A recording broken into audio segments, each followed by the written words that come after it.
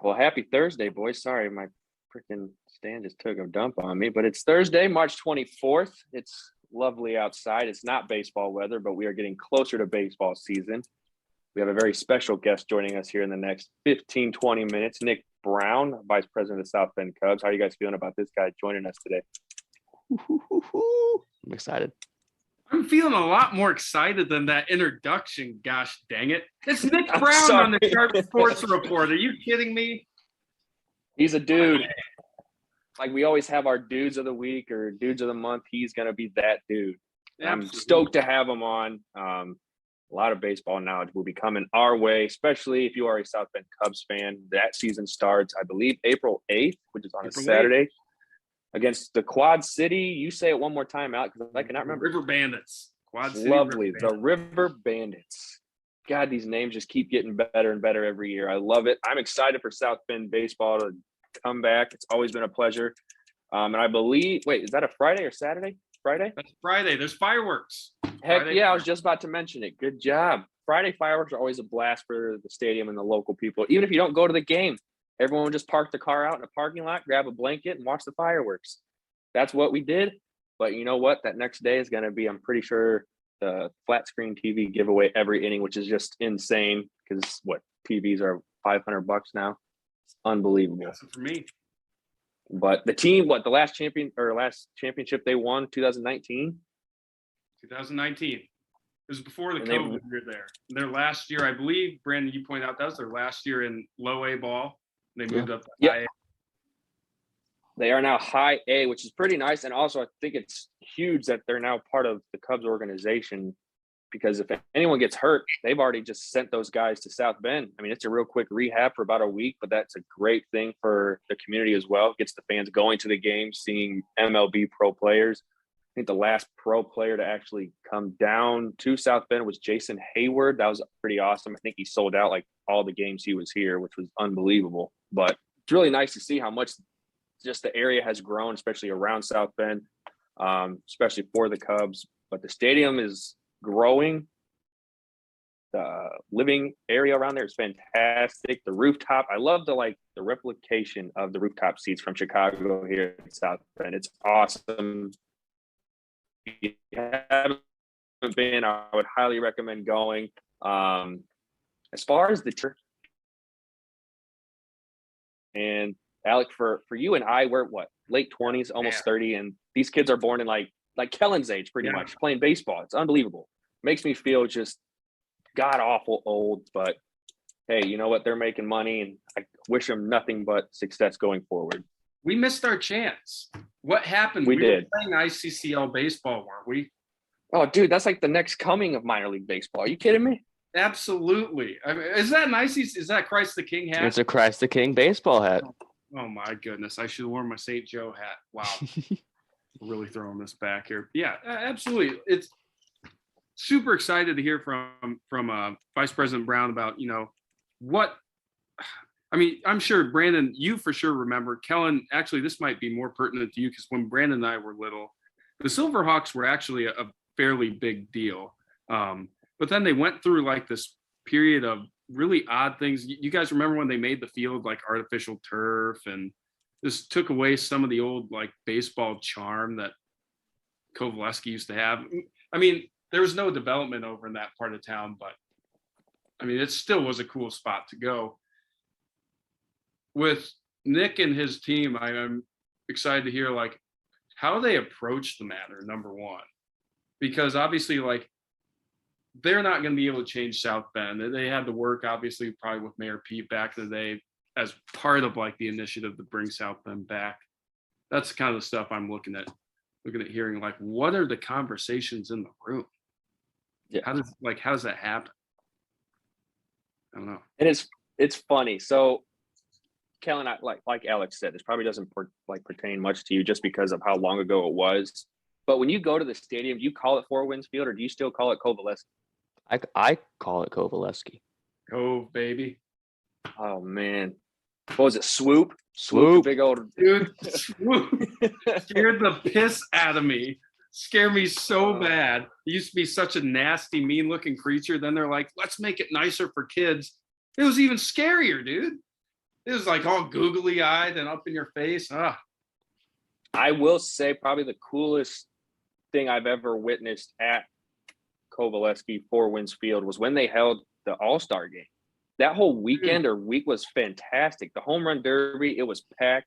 Even the All-Star game was packed. Some of those guys I know that played in that All-Star game are now in AAA. I think one of them is in Major League Baseball because he won the home run derby, and the kids, I mean, he's huge and he was knocking them out of the park, like not within the park, out of the park. But having, events like that at that stadium, especially for such a well-known organization as the Chicago Cubs for a local town like this, is huge. And people came from all over for that. I know, Kellen, you were with me.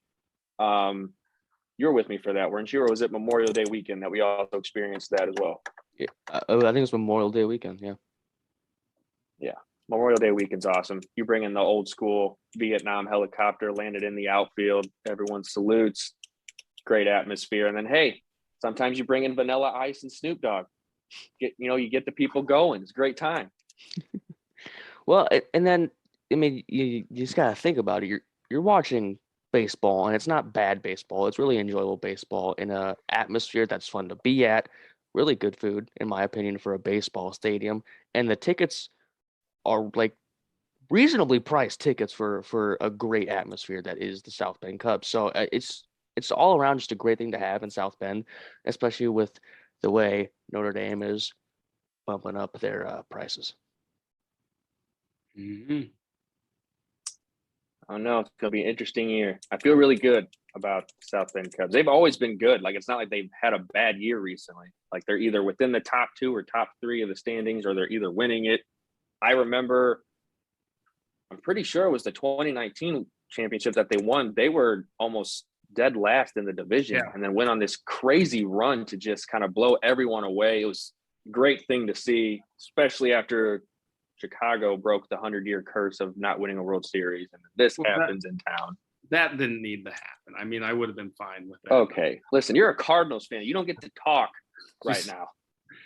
But I think, though, the interesting thing about, again, you're absolutely right, Brandon, when they won, like minor league baseball, at least they had the rule back then of it was broken up in the halves. So like if you won, it was either if you won the division the first half, you're automatically in the playoffs. I think there's something for second place as well. But yeah, South Bend was like last in the division, and then completely 180 to end up first got in playoffs and won. That is just, you hardly ever see that in sports year to year, let alone in the same year. Yeah.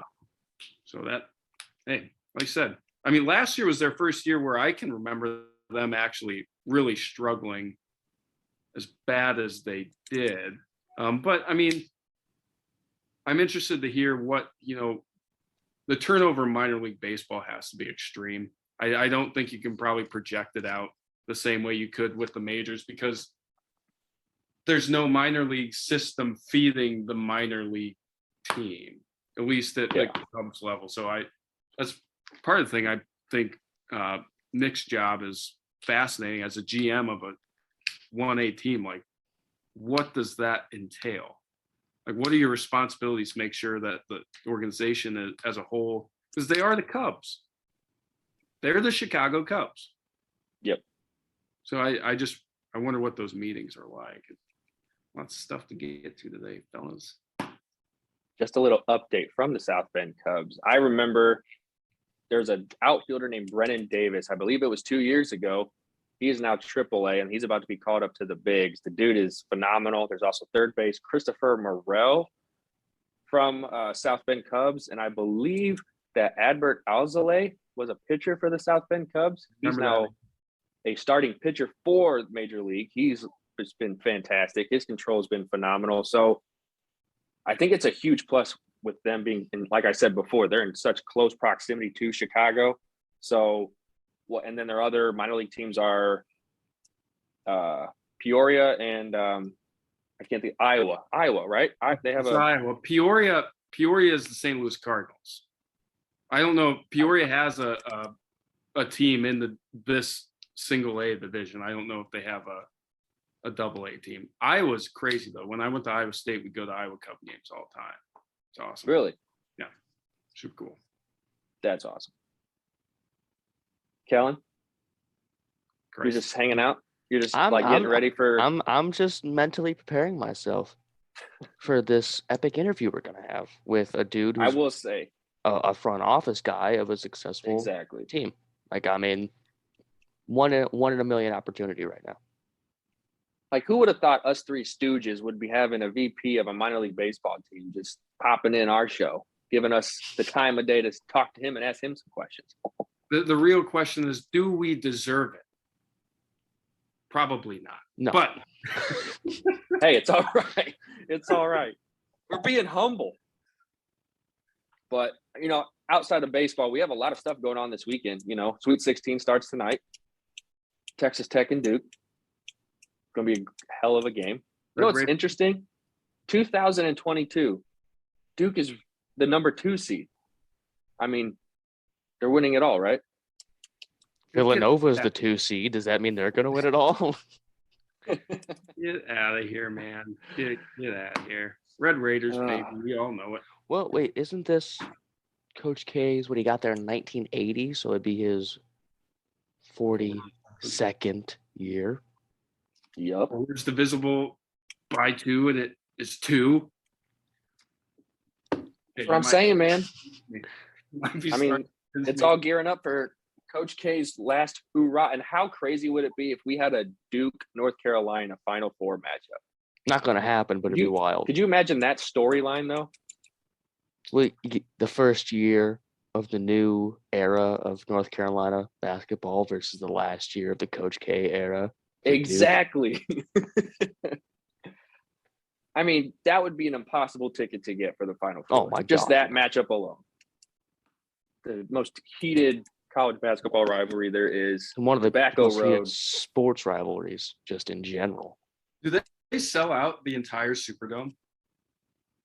Like, is every seat full for those games that are held at NFL stadiums, or is it half the field? I have no idea. If you're selling out a full football stadium for a basketball game, that's insane. Yeah, I mean they could do it though. If it was Duke UNC, it could be They done. just plopped the court right in the middle of the field, I would assume, right? Yeah. Alec, I know we're talking about college basketball. I just have to touch on it. Your girl Caitlin Clark took a tough one, so sorry to burst your bubble on that one. Dude, It tournament bursted my bracket, dude. My women's bracket's done. The entire team's coming back next year, though, so national championship bound. But screw March Madness, stupid. Oh no, I picked Iowa, but a transfer from Iowa was playing for Creighton and hit a big time shot late in that game. Dude, just whatever, man. No comment. No, so sad. You finally pack like the Carver Hawkeye to the roof, and they lose. It's a great product to watch. They just weren't hitting shots. It's crazy. It's just such a sad way for them to go out. They didn't deserve that. Women's basketball is bad for women's basketball. I'm just being honest with you. Aaliyah Boston or whatever from South Carolina, who will now win the Player of the Year. I mean, great player, but that's not. It doesn't pull outsiders in to see a 6'2" forward just put it off the backboard and in. You need to see the extraordinary, and Caitlin Clark pulling up from wherever she damn well wants to is good television. That's entertainment. Is it though? I Is it mean, though? I did actually watch women's basketball this year because of Clayton Clark, so I would say it is. I mean, the 2 reasons I've watched, or there's 3 reasons I've watched women's basketball: Skylar Diggins-Smith, Arike Agumbawale, and Caitlin Clark.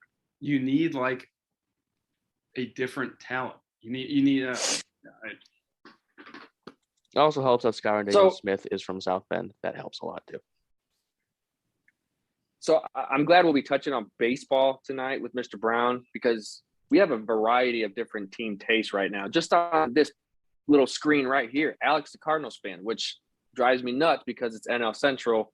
But at the same time, Kellen is an NL East team called the Philadelphia Phillies. We've been the worst team in baseball for the last 13 years. History. I guess my Not question history. Okay, we all- have 3 World Series championships. That's more than a lot of MLB franchises. I guess my question to you guys real quick, does St. Louis make the playoffs? Yeah, because our division's crap.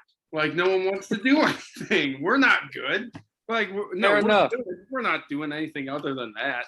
I mean, The You only have Kyle Schwarber now in Philadelphia. we have Kyle Schwarber, we have Nick Castellanos, so our offense is a lot better. But our offense was not the issue last year. It was the fact that we had no fielding, and we got worse fielding this year. We lost a pitcher, didn't get one back to improve anything, and now realistically we shouldn't make the playoffs. But when you look at the one team that actually contends against us, the Braves, they don't have Freddie Freeman anymore.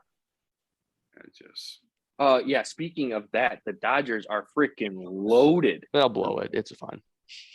It's gross. Actually, you know what? I would like to ask Nick, because I've asked this to you guys too. Speak of the devil. Look who is joining the podcast. How you doing, Nick? Doing well, and yourself? Good. Hanging in there. Good. Good. Oh, yeah, you guys, we got a tie, we got a t-shirt, we got a hoodie. Yeah, we're all Diverse over the group place here. on the attire here. So, man, you got the 2020 Masters picture behind you. I assume you got maybe a 2021 or 2019 next to it. No, actually, that was 2016 over here. Holy smokes. Well, we got some Masters questions for you at the end of this thing. I'm in my master's room, so go for it. I got a mural on this wall. I got 4 pennants on this side. I got 8 pictures over here. So I'm in my master's room. Awesome. Good deal. Sounds great. Nick, if you're ready, we'll just dive right into it. Absolutely. All right. So you've been involved with minor league baseball for 20 years. I mean, how does being a key piece of the South Bend Cubs rebuild compare to your past experiences? Well, that's a good question. They've all been different and unique experiences, different challenges. Savannah was very tough because of the lack of support for the ball club there. The facility was also built about the time I was born, 1941. So it actually never got the unique story about that stadium was it actually never got completed because of World War II. They stopped completion on stopped the building of the stadium, and actually never completed it because they needed the steel for the efforts out in the Pacific, and never finished the stadium. But the stadium was very old, and it had its challenges. Augusta was a little bit different. Mostly because of the ownership. We had a Hall of Fame owner, Cal Ripken Jr. owned that ball club. So Oh, wow.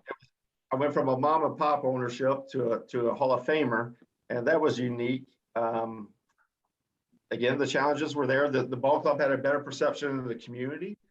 The facility was built in 1995, so I went from a 1941 facility to 1995, so that made life a little bit easier.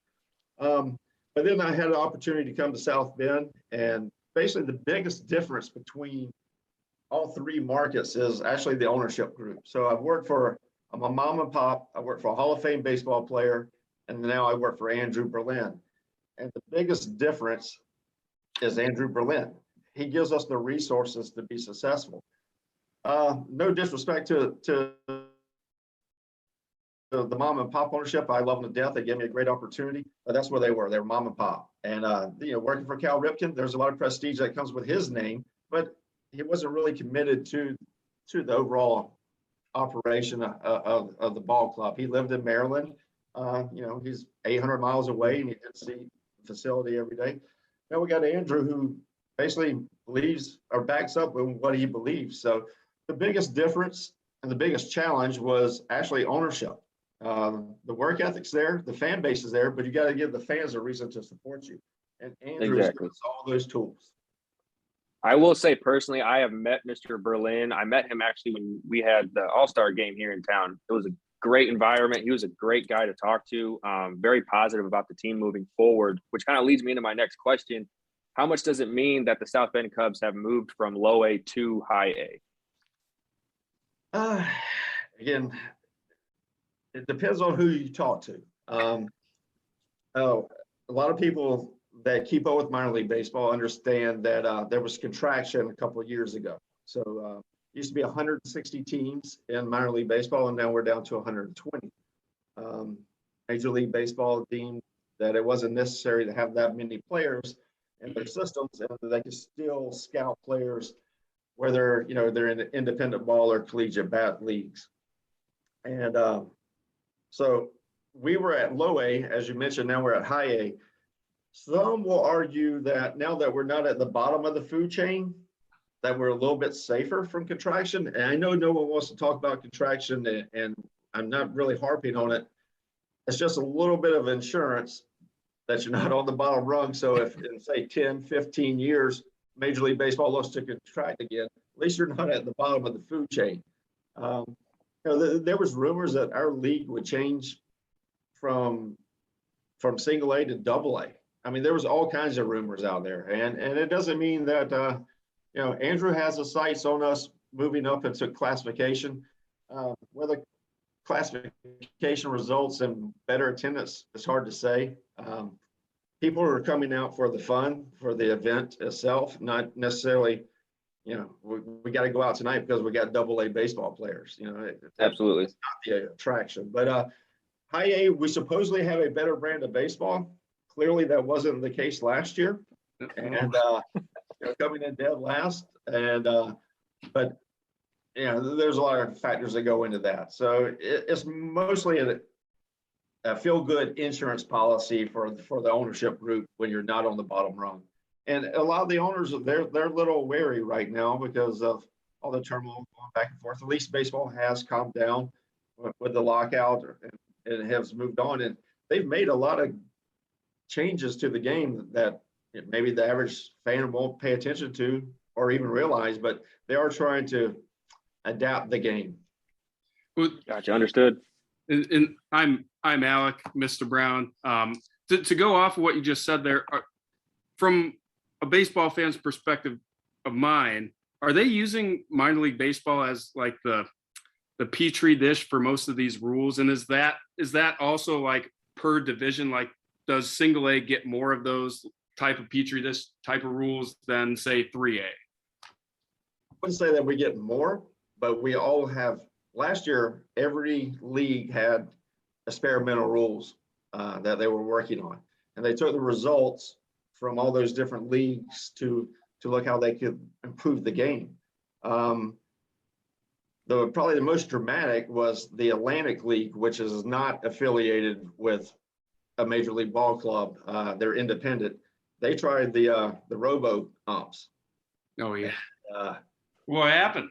That was it was a little interesting. Of course, you only hear the weird stories, and you don't hear the successes too often. But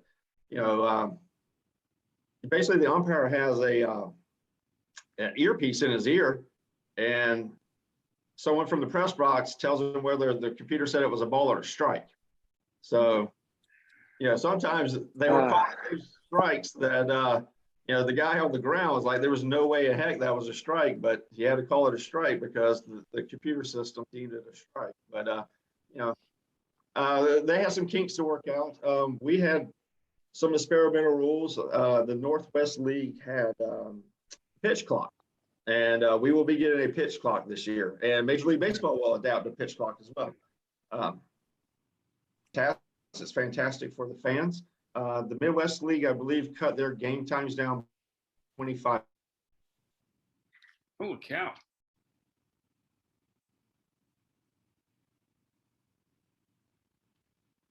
Mr. Brown, did we lose you?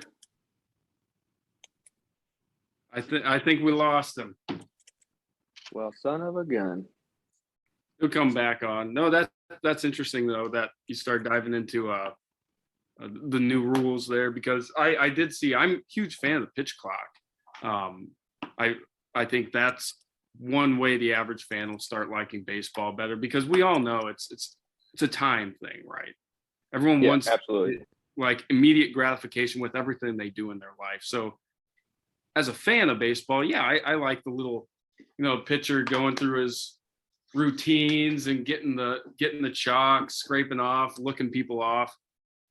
I mean, trying to get people into the game, like it's not appealing.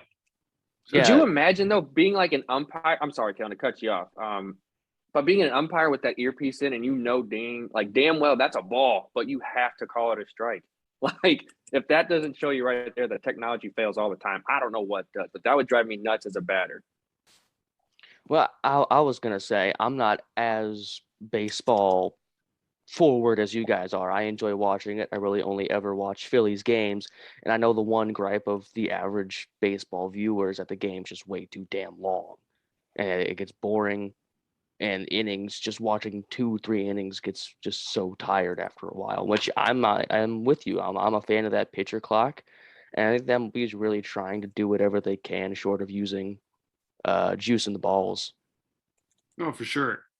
I mean, and two, can you imagine being an umpire back there, having the biggest dude on the other team, standing up there? Yeah, you hear that's a strike. Like, All right, we're gonna try it from the Yeah. phone. How about that? That's No worries, you're all good. we can hear you. You can hear me? We can hear you. Might just have to work that way without the visual, but Might be the umpire on the other end saying, "All right, yep, that's a no video right there." It could be. no kidding. All right, well, we'll move on then, I guess, Nick. With the audio, then that's not a problem at all. Recording in progress. So you had mentioned before, last year you guys had some struggles. Just wanted to ask, so was it 2019? You guys ended up actually winning the Midwest League, correct? Yes, we did. Sorry, let me see if I can. There you are. There we go. I see you now. Yeah. Awesome.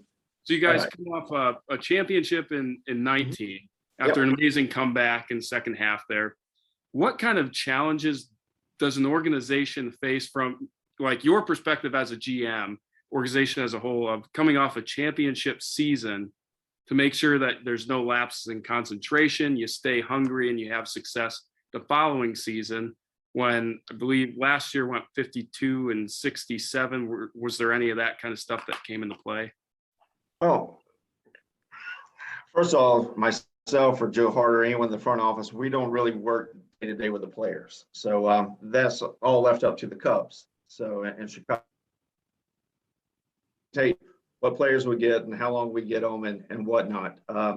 That's usually based off of, I mean, you got to have talent. There's no doubt. I mean, there's a football saying, it's not always the X's and O's. You got to have the Jimmies and Joes. You got to have the athletes to perform.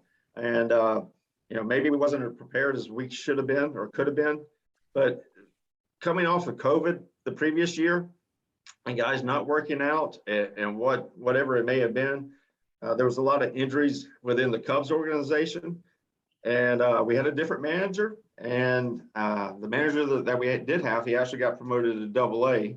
But we had several conversations where, he thought several of the players that we had on our team were not even ready for our caliber of ball at Low-A, that they should have been at Low-A, but due to injuries at the big league level, then Triple-A level, it's a trickle down. So if we got guys playing in Chicago, and we all know what happened there, with the free agencies and the trades and whatnot.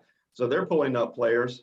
So now we got to pull up players from AAA to go fill those spots. And it just came down to us, and we have players that were not prepared to play at this level of baseball last year. And, hopefully we have a better fielding team, better hitting team, and better pitching team. But we'll see. We don't talk about wins and losses. We talk about fireworks and hot dogs and flat screen giveaways and those types of things. I learned a long time ago, there's two things we can't control. We can't control the play on the field, and we can't control Mother Nature. So, we worry about what we can worry about. And, if it's snowing on April 8th and we got a bad baseball team, I can't do anything about either one of them. So, but we can make sure the stadium's clean and the hot dogs are warm and the cold. You got There's me. nothing better than a good old Four Winds Field hot dog. People talk about that all the time. Eat a hot dog unless they're at the ballpark.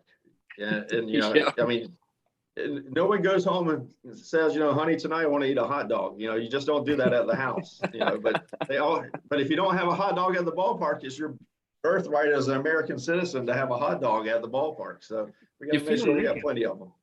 You feel naked if you don't have a dog at the ballpark. Yeah. Being honest. Yeah, even if you don't want it, you still got to eat one.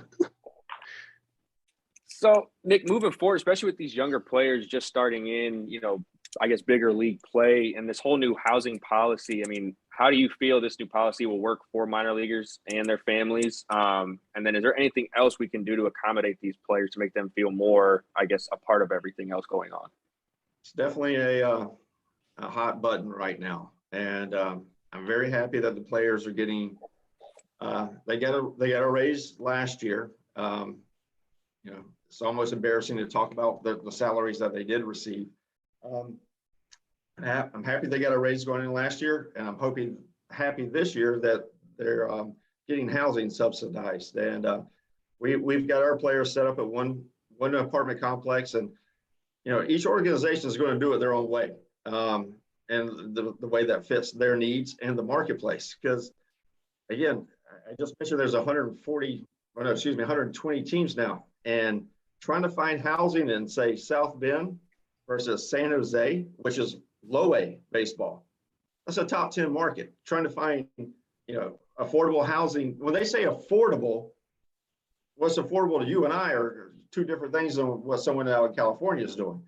So there will be stories that come to light that probably aren't in the best light of the situation. But right now, I mean, we're going to be fine in South Bend. Our guys are actually moving into the newer apartments, not ours. Ours are full, but Dave Matthews' property, the bigger one downtown, they're all going to live there. So good luck to whoever's living below them or above them. I don't know, but you're putting 30, 19 to 23-year-olds all in one apartment complex. It might be like a movie scene out of, Animal House or something. I gotta hope not. But getting back to the subject at hand, I'm happy that they're getting housing. It was well overdue, but I'm sure there's going to be other things coming up, and I suspect the next one is about transportation, because they need food and shelter, and the next thing is they get fed at the ballpark, they get a per diem. Now they're going to get housing. I suspect something's going to come up about transportation. Some of them have their own vehicles, but they can't figure out, it's not that they can't figure out, they can't afford to get them from their home or from spring training to South Bend and blah, blah, blah. So, or maybe they get per diems for cars, or maybe they work on some kind of rental situation, here locally. When the team's in town, they get 4 or 5 cars. I don't know. But we all know trying to get a rental car for someone under the age of 25 is very difficult. So Yes, I don't yes, know it what they're is. going to do. But I think that's the next step, will be something along the lines of transportation. The housing situation, we're going to be perfectly fine. But I got a feeling that there's going to be some situations in other markets that you're going to hear 1 or 2 bad stories, and they're going to try to act like it's universal. But we won't have those problems here in South Bend. Good to hear. Awesome. Good to hear. Kellen, you are up, sir. Mr. Brown, I'm a fan of the Cubs and citizen of South Bend. So what are some initiatives the South Bend Cubs are looking to undertake in the next 5 years to better go the game and the community? Well, that is a very large question you're asking there. 5 years. I can't even tell you what I'm going to be doing in 2 weeks, but ultimately, I know what I'm going to be doing in 2 weeks on April 8th, almost in 2 weeks. But Major League Baseball's got an initiative called Play Ball, and now that we're basically under the umbrella of Major League Baseball, we'll be partaking in that, and that's just like one weekend per se, where we're going to conduct some free clinics and home run derbies and those types of things out at the ballpark. But we're going to continue our grassroots program. We're constantly trying to be involved in youth sports, not just baseball, but youth sports in general. But yes, definitely baseball.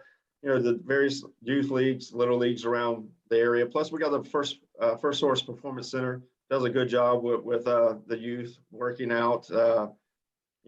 on their mental game, their physical game, and swings and pitching and whatnot. So those guys do a good job over there, but it's about creating fun in the game. And I think baseball is trying to do some of those things. We talked about some of the rules changes. I mean, we're going bigger bases. We're going to pitch clocks. We're trying to speed up the game. We're trying to, no shifts are going to be allowed. So, I mean, they're trying to put more offense into the game. And when you have more excitement in the game, people are more intrigued by the game and they want to continue to play the game. No disrespect to some of the sports, but if I had to watch something for an hour and a half and be happy that I saw 1 point or 1 goal scored, that's not very entertaining to me. So if you can play the game in your backyard, you still have a chance with the youth to continue to grow the game.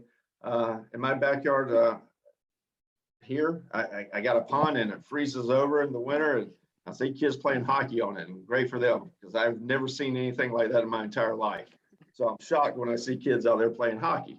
But if you can play the game as a youth, then you have a chance. And yes, we understand as a whole the game of baseball is losing the younger crowd, but how do we make it entertaining and capture them at a younger age? Because if we can catch them at a young age, they'll continue to be baseball fans.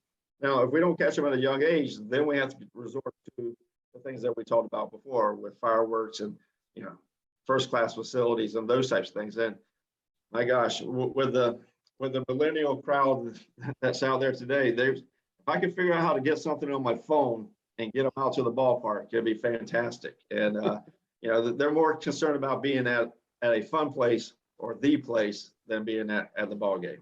That is fascinating that you said that, because what was it, like a month ago, we were having a baseball conversation amidst the lockout. And my perspective on baseball at the moment was this guy on ESPN radio was talking about him and his son at a Dodgers game.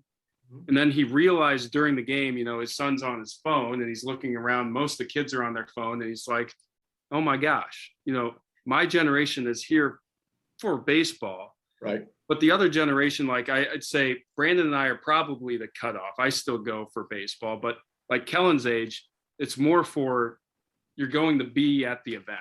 Right. Like baseball is just the event. And it is interesting, with my younger brothers never played baseball. They all ended up playing lacrosse because in town that's the time of year it conflicts. I just, as a baseball fan, I just don't know the timeline on, is there going to be a point where it's too late? Because I grew up playing wiffle ball in the backyard, tried to get my brothers doing it. They didn't because they got a lacrosse stick. So I know you said you're not as much involved in the game operation stuff, but what's your perspective? Like, how do we get a baseball bat in the kids' hands other than, like you said, just starting leagues that say Boys and Girls Club down the road here, like less kids with less privilege to play, say, lacrosse or something like that? Just get them introduced like right now. Like, what can we do now? I think if we go back to when we were all younger, it's what comes down to being what was cool. What was cool, because all the kids want to do what are the cool things. So baseball has to appear to be cool. And when we're watching ESPN highlights, I'm watching dunks and I'm watching, 80-yard touchdown passes and those types of things. And, baseball, they're showing either strikeouts, which are boring, or home runs, which that's 3 seconds. And then I watch used to be some overweight guy trotting around bases. Now it's some super fit guy, probably, I won't go there, but some super fit guy, jogging around the bases. How entertaining is watching a grown man, take 15 seconds to get around the bases? The game needs to be more exciting. It needs to be, the attention span of everyone today is seconds now. So no one has 3 hours. 2 hours max, that's what you're thinking for an entertainment value. So we got to speed up the game. It's got to be fun. It's got to be cool. So baseball is hoping to get more stolen bases. They were doing things in our league last year where you could not throw over to first base unless you stepped off the rubber. If you picked up your front leg to go toward, the runner on first knew that he could not, as soon as that front leg came up, he could not go towards first base. So as soon as that leg moved, he took off for second. We had a guy, Delvin Zinn, who was our second baseman. I think he was 40 for 40. That's ridiculous. And then they changed the rule in the second half. But they're trying to put assignment back in the game. And the stolen base is one of those elements. But you need assignment going on. It's got to be deemed as a cool sport. The wiffle ball is great for young kids. Basketball, you only need one. All you need is yourself and a rack, or a rim to play. Baseball is hard to play by yourself. That's a good point. So football you can't play. You can play 3-on-3, tag or whatever in the backyard. But baseball, you need a couple other kids to play with you. But it's got to be fun. It's got to be cool, and that's what baseball has always been. Not always, but since I've been, growing up, that's what it's always been dogged on. Is it's not as exciting as the other sports. You got to remember, baseball is the only game that doesn't have a clock. Yep. Of the big sports, everybody's got a clock. Soccer, football, basketball, hockey, they all have clocks. Baseball has no clock. It is the epitome of the Southern sport. We're just going to mosey on and take our time, and when we get done, we get done. NASCAR even has laps. We know that when we hit 400 laps or 500 laps, it's over. So it has its own internal clock. And then, if we're tied, we keep playing type thing. So we got to figure out a way to speed up the game. We got to put excitement in the game and speed it up. Watching one batter take 3 or 4 minutes and nothing happened, and then you add that to 3 or 4 more batters. Baseball is the ultimate social sport because you can look at your phone and talk to your neighbor, go get a hot dog, come back and not miss anything. So we got to figure out how to get excitement back in the game. And when it becomes exciting, then the kids will start playing it. All right. We'll take that to the bank. I like that. With that being said, so we talked about South Bend Cubs. We talked about baseball. I just want to point out something I found interesting about your bio. So you were part of the Augusta Green Jackets for quite a while. Right. Can you explain to me, actually, let me back up. Explain to me in Savannah, you guys kind of went through a little logo change, right? Right. Yes. What the heck is a sand gnat? Well, that I have been wondering what that is for 2 weeks now, and I need an explanation. Well, you can definitely tell I'm up in northern Indiana if you guys don't know what a sand gnat I is. have no idea what a sand gnat is. Well, have you ever heard of a no-see-em? I have not. All right. That's another name for them. That's more of the slang term. No-see-em is you can't actually see them. They're such a tiny, aggravating bug that they just look like a black speck on you. But the logo was created, it was basically a flying insect that was, jacked up, looked like he'd been in the gym a lot like you guys, and had ferocious fangs on him because you couldn't see them, but you could feel them, and they just bite the heck out of you. They were prominent. They're prominent in the South. If it's a perfect day, they're out. Because if it's 72 degrees and no wind, they're going to be out, and they're ferocious. If you get a little bit of wind, this is more information than you guys want. No, I need it all. I need everything. If it's windy, you're fine because they're so tiny and so light they can't fly against the wind, so they just stay at wherever they stay. But they're Savannah's on the coast, so they're in water environments, marshy environments, and the larvae and the eggs, and they hatch in the water, wetlands, and you can't see them, but they will tear you up. And anyone in the South knows, south of Macon, the middle of Georgia, Alabama, South Carolina down, you got them. If it's really hot, they won't be out. If it's cold, it won't be out. But man, if it's from 65 to 75 degrees, you're getting eaten up all day. So yeah, we were called the Savannah Cardinals back in the day when I started, and we changed our name to the Sand Gnats because a lot of minor league.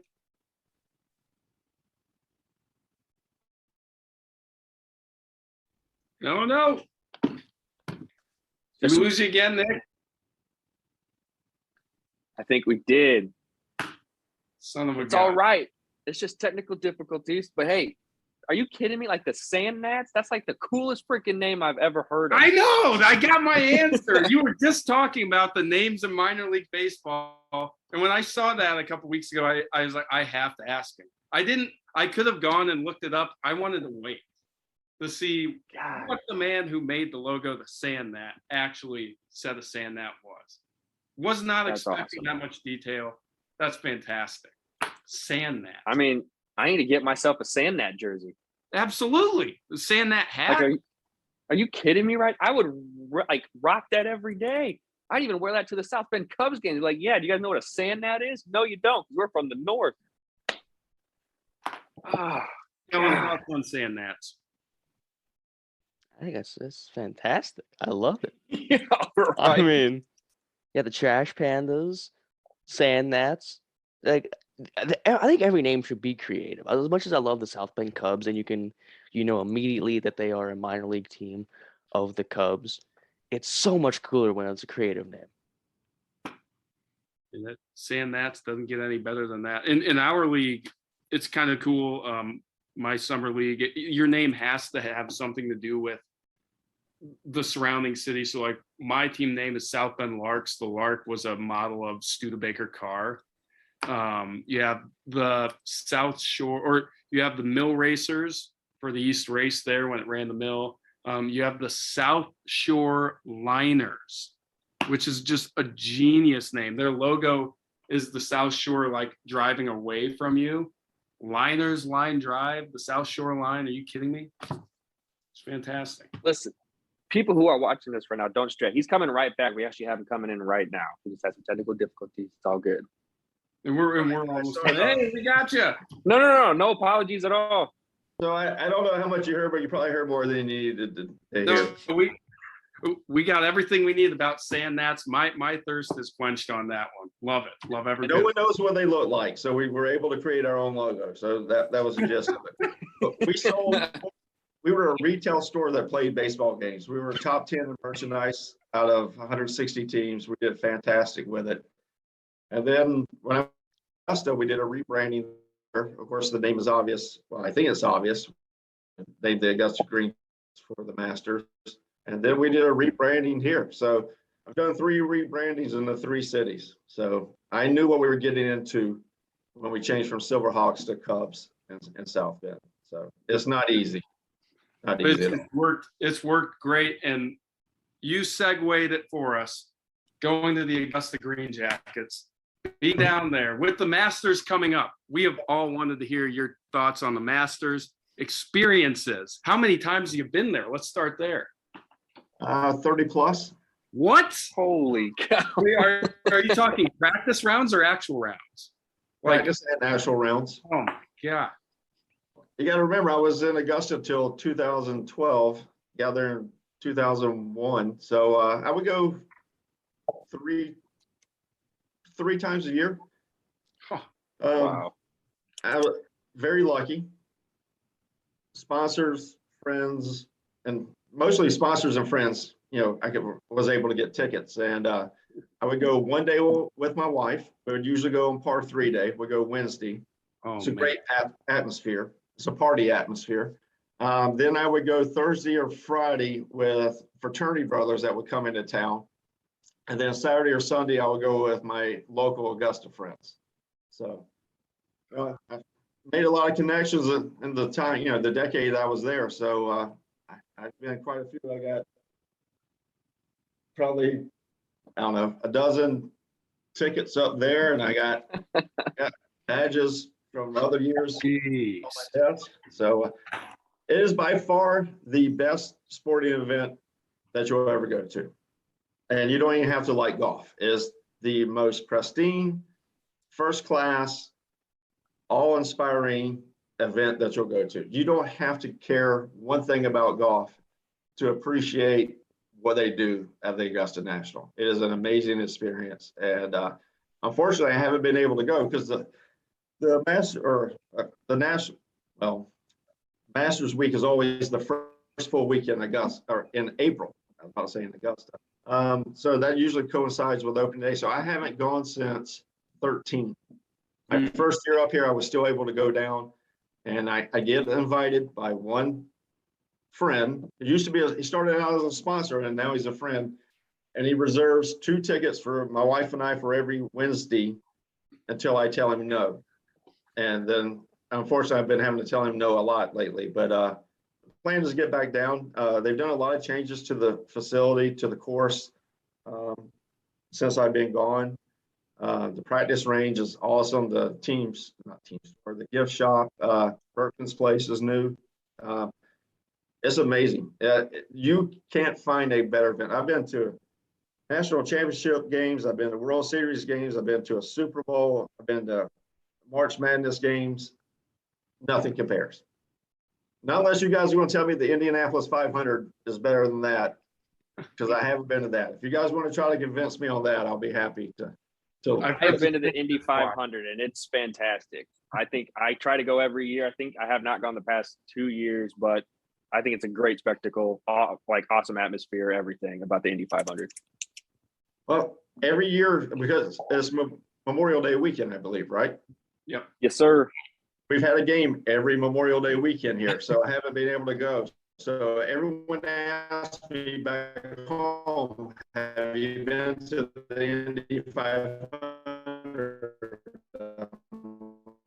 No, I always have the games, and that's how it seems to work. But that week, because the first week of the season, so I had that whole week to entertain with friends and out of town friends and sponsors and whatnot, and it was great. And I'm a horrible golfer, but I appreciate the course, and I follow the game a little bit, but it's probably one of the high points of living in Augusta. Of course, I made a lot of good friends there, but going to the tournament every year was special. So you want to know who's going to win it, right? Absolutely. You go right ahead. You want to pull out your FanDuel's app or? Yeah, hey, I didn't say that, but I got my phone close. So, hey. I have no idea who's going to win it. If I bet on, never mind. I didn't bet because I'm not allowed to bet in baseball. No, what it is. But I thought John Rahm was going to do well last year, and he didn't do really anything the first 3 days, and I think he shot about a 5 or 6 under or something like that on the last day. And he's been pretty consistent. I like John. Maybe it's his year. He's unfortunately been deemed the best player that hasn't won a major, but he hasn't been playing that long, so I think it's not fair. It's unjust. But he had a guy last year that came out of there, and Hideki, he came out of nowhere, so you never know. But if the weather's bad, the scores are outrageously low. Oh, yeah. The course is so short, then they can the greens are what makes that course difficult. And if they have rainy weather for 2 days and softens up the greens, no matter how they have vacs underneath the greens to dry them out, and but they can't always keep up with that much rain. And if it rains, there'll be low scores. The guys that are older seem to stick around a little bit longer. I mean, you always see like Freddie Couples. Freddie's twice my age, and I'm old. And he, for some reason, seems to stick around because he knows the course well, and he knows the ins and outs, and he doesn't get frustrated on the greens and those types of things. And believe me, I'm not saying Freddie's going to win it, but I've seen that guy make the cut more times than not, and he does well. But you got Spieth, he's been playing well most of this year, and I like Rahm, but those are front runners. Reed, he went to Augusta State, Yep. and Patrick Reed, and he plays well there too. So I know he's not well liked, but supposedly he isn't well liked on the tour, but the man can play golf. So you did touch on some March Madness, that you went to some of the games in the past. We are kind of in the heap of it right now with the Sweet 16 starting tonight. Who is your favorite to run away with it this year? Lost him again. Well, we got the questions we wanted from We Nick. did. I'm shocked. I thought I didn't know he was a fan of the Spaniard. I didn't think that was going to be a thing. I was expecting and waiting for him to say Patrick Reed. But I was I wondering. will say I did not know that there were vacuums underneath the greens. It's crazy, dude. So my boss said when he goes there, what people need to understand is everyone complains about the rough being cut so short and why they can play so well out of the rough. Well, it's because the only defense the course has is if you go into the damn pine straws into the trees. Yeah. So like the course is built so that the ball rolls through the rough, because if it didn't, I mean, course would be eaten alive. And Kellen's the Hey. only person on this podcast who could score a decent score out there. No, I couldn't because I'm a horrible, horrible golfer. How much you want to bet Kellen's going to pick Victor Hovland to win the Masters? No. I'm so glad Nick Brown said that guys with experience tend to do a lot better, because I was gonna say the exact same thing. I mean, there's a reason Phil Mickelson. Now he was so good for so long there. Louis like- Oosthuizen. Louis Oosthuizen, the South African legend who sounds like he's a German. But My hey, name's- Kellen, before he gets back on, I'm going to have you ask that March Madness question, just because you haven't had a lot of questions to ask. I don't want you to just kind of sit there, but just letting you know. Actually, I'm not. It looks like he may not try to come back. Did he just message you? He said sorry guys, and he said thanks for having me. Yeah, no, that's fine. We got all the questions. Yeah, absolutely. Nick Brown. Nick, it was great having you on. Go ahead, Alec. I'm sorry. I keep No, cutting you I off. was just gonna Same say, time. appreciate you. Thanks for giving us the time. I think you gave a really good perspective for just the average baseball fan on what it's like inside the South Bend organization, but also what's happening throughout baseball as a whole. I really appreciate the Sand Nat explanation. My life is made. Definitely going to be getting some of that merch if it's still around. And yeah, just again, appreciate your time. Yeah, absolutely. I can't wait to get out to some games. It is kind of a bad thing, though. The season starts right around Augusta weekend, so I might be stuck on the couch watching the Masters, but I definitely will try to get to some Friday night fireworks again. That's always a blast to go to. Hopefully the Cubs will have a much better season than last year. But like he said, I mean, these guys just kind of came in out of nowhere, not having any experience. This is a huge thing, especially going from, I mean, even the difference from developmental league to low A or high A is a huge shift in complete play styles and everything. But it'll be great to get out there. So once again, thank you, Nick. We appreciate it. Well, and I think it's the South Bend Cubs, even when they were the Silverhawks, I remember they weren't spectacularly amazing when they were the Silverhawks, at least when I was younger. But it's just the atmosphere of being in that stadium is so fun. And I mean, I've gone there many times with Brandon and my mom and Sophia, and it's just being there with family is super fun. And like I said, the food is delicious. The Performance Center, I remember when I used to play baseball, I was there every weekend for 1 to 2 hours. It's just an all around great place, and it's a great thing to have in South Bend. Other than that, guys, we had a great first guest. We are very thankful for you once again, Mr. Brown, for coming on. We had some great questions. He had some great answers, and what a funny guy. Like, honestly, what a way to let loose and just kind of open up with these questions. Like, none of it was just, hey, I'm just going to answer it and just get right to the point. It was like all these great stories. It was awesome. I was not expecting any of that to come from him at all. Southern boy. That was all. No, it Absolutely. was great. Also, the fact that he's been to that many Augusta things is absolutely Unbelievable. bonkers. So that's why I was like, the wait list for tickets for like us would be like 3 years. Yeah. Like you have to know people. That's why that is so stupid. It's so like, how lucky is that? I almost said, well, you know, if your buddy's asked that you want 2 tickets, I mean, I'll take them. If no one else is using them. Oh my Well, goodness. I mean, I will say, Nick, if you listen to this pod or if this episode, and if you want to go to the Indy 500, we'll all go with you. Because honestly, I think Alec and Kellen should go, just because it's a great freaking environment, man. You just drink and you have plenty of hot I dogs. can't do that. Well, you cannot. You can drink water and soda. We just drink a much more adult-like soda. But Very other good. than that, boys, we've got a heavy slate of games tonight. College basketball is going to be a lot of fun to watch. That starts here in about 20, 30 minutes. But once again, just the last thing for me, I just want to thank Nick Brown for being on. It was awesome having him on. Absolutely. Well, from myself, Alec, and Kellen, you guys have a great Thursday. We will see you on Monday after the Sweet 16 to St. Peter's. Peacocks stay alive against the Yes. Boilermakers. I don't know. We will see. Yes. But it is a coincidence that St. Peter's won on St. Patrick's Day. That's wild. They're both Sign Saints. off. And two, a guy, Doug Eddard, someone no one has ever heard of until last week, already has an NIL deal with Buffalo Wild Wings. Awesome, dude. Good You'll for love to him, hear bro. that garbage. That's so stupid, but I love every bit of it. Go Hawks.